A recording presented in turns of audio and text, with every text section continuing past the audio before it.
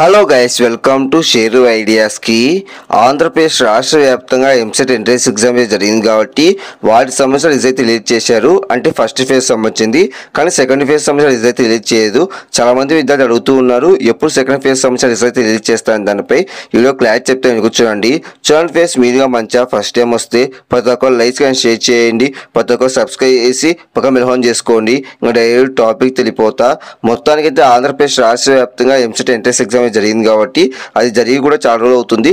First phase సంబంధించిన result release చేశారు, కానీ సెకండ్ ఫేజ్ సంబంధించిన రిజల్ట్ రిలీజ్ చేయలేదు. ఎందుకంటే కొంతమంది డిక్లరేషన్ ఫామ్ ఫిల్ చేయలేదు, కొంతమంది ఫెయిల్ అయ్యారు కాబట్టి ఇంటర్లో వాళ్ళకైతే ర్యాంక్ కార్డ్ అయితే రిలీజ్ చేయలేదు.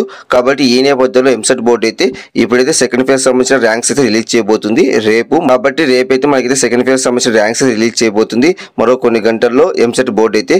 కాబట్టి మీరు సిద్ధంగా అయితే ఉండండి. కాబట్టి కొంతమందికి అయితే కొత్త ర్యాంక్స్ కూడా రావచ్చు, ఎందుకంటే కొంతమంది ఫెయిల్ అయ్యారు కాబట్టి మళ్ళీ ఇప్పుడు పాస్ అయ్యారు కాబట్టి వాటిలో కొన్ని చేంజెస్ అయితే జరగచ్చు.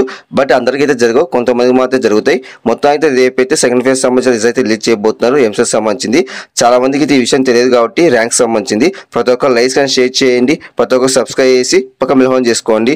Thank you for watching. Thank you.